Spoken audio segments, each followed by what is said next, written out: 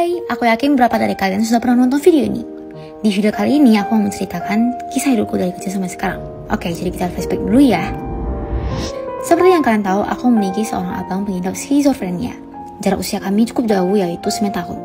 Sejak kecil aku dikenal sebagai anak yang ceria, mandiri, gaul, disayang oleh keluarga, dan banyak lagi.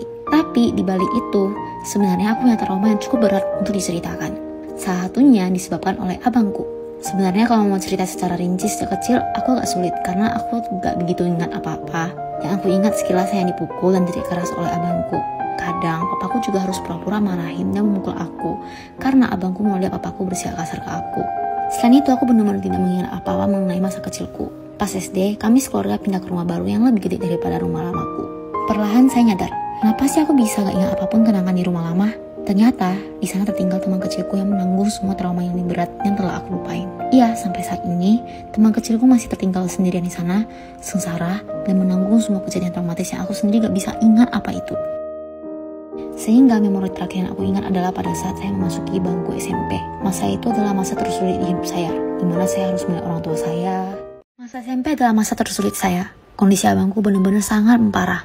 Bahkan, abangku pernah melihat psikiater yang ternama dan sering masuk di TV Singapura. Tapi, kalau kami selalu tidak pernah menemukan jalan keluar. Karena biasanya setelah konsul dengan psikiater, abangku akan selalu marah berhari-hari, bahkan berminggu. Awalnya, abangku akan memulai dengan mencaci maki psikiater tersebut, kemudian bilang kata-kata yang sama sekali tidak diomongin oleh psikiater tersebut. Misalnya bilang dia gendut lah, gak naik kelas lah, dan lain-lain. Kemudian, rumah akan mulai kacau. Abangku mulai membanting barang, bahkan sampai pintu kamar orang tuaku rusak. Biasanya, aku akan langsung kunci pintu kamar dan sembunyi dalam lemari ini.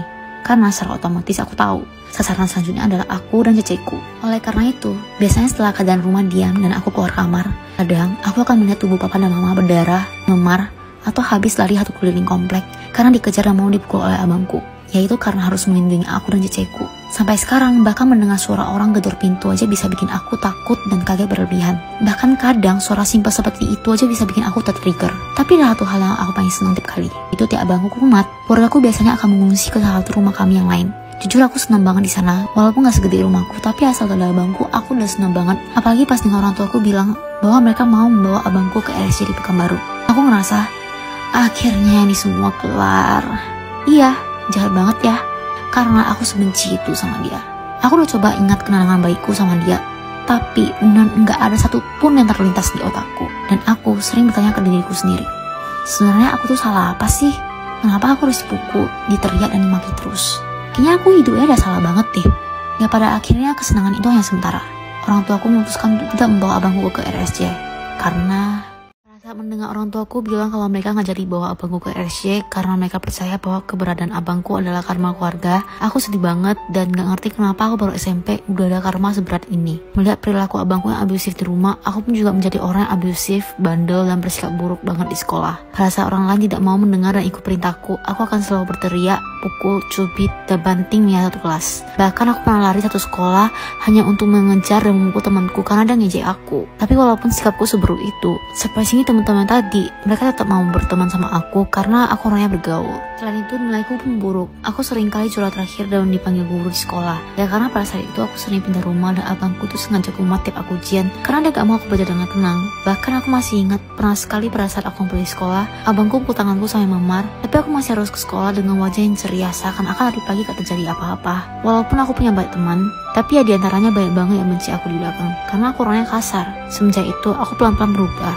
Selama setahun aku gak berani hang out dengan teman dengan alasan fokus UN.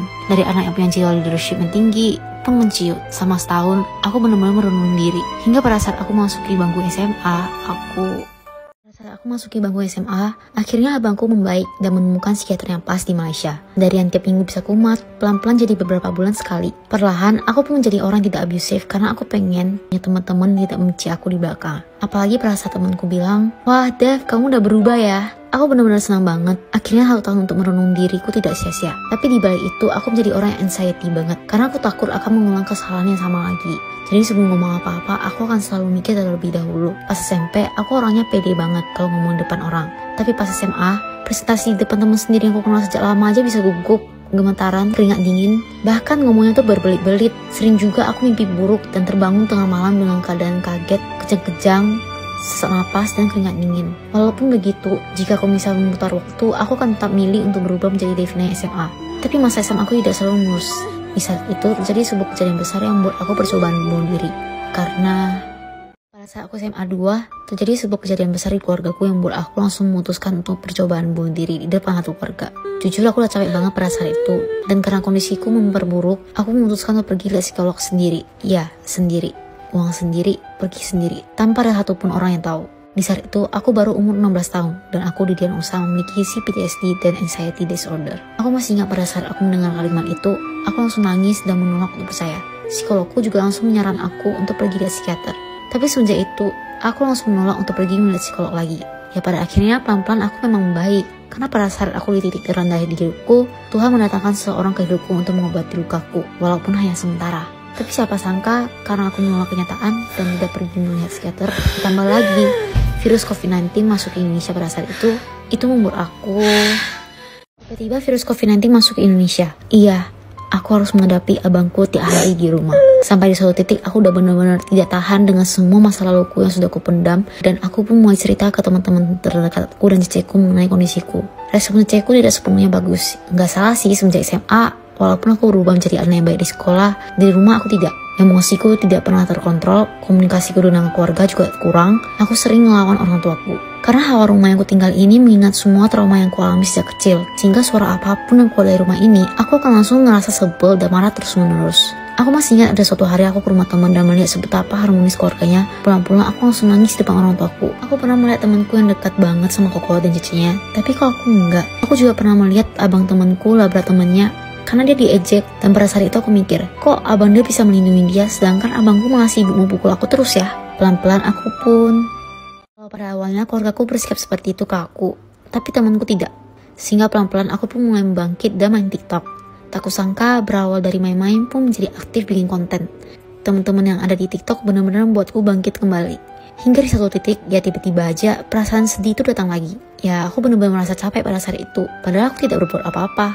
Gak semangat bikin konten lagi, gak mau berhubungan dengan siapa-siapa, nangis terus-menerus. Bahkan aku sampai bisa berhalusinasi. Rasanya tuh seperti bisa gila, bentar ketawa, bentar nangis, gak kaca. Orang tuaku pun melihat aku dan mengajakku lihat psikiater, tapi aku pun gak mau. Sempat pada saat aku di fase normal, aku iseng aja curhat di awal dokter. Katanya, aku memiliki gangguan bipolar dan gejala awal skizofrenia. Jujur di saat itu aku shock banget. Skizo, gangguan sama seperti abangku. Gak mungkin lah, aku shock banget dan halusinasiku pun memparah. Akhirnya entah apa yang terjadi dalam diriku yang membuat aku mau pergi lihat psikiater. Singkat cerita, sampai sekarang aku udah membaik banget dan masih menjalani obat dan kontrol secara rutin tiap bulan dengan psikiater dan psikologku. Dulu, aku sering anggap abangku adalah lain, jadi aku gak pernah mau ada satupun temanku yang tahu. Dan mereka juga pernah sekalipun ke rumah aku. Tapi siapa sangka sekarang malah aku sendiri yang mengubah aibku sendiri. Nama aku Devina Otaria, umur 19 tahun. Kedepannya aku bakal lebih sering cerita tentang perjalananku. Jadi jangan bosan ya guys. Hihi.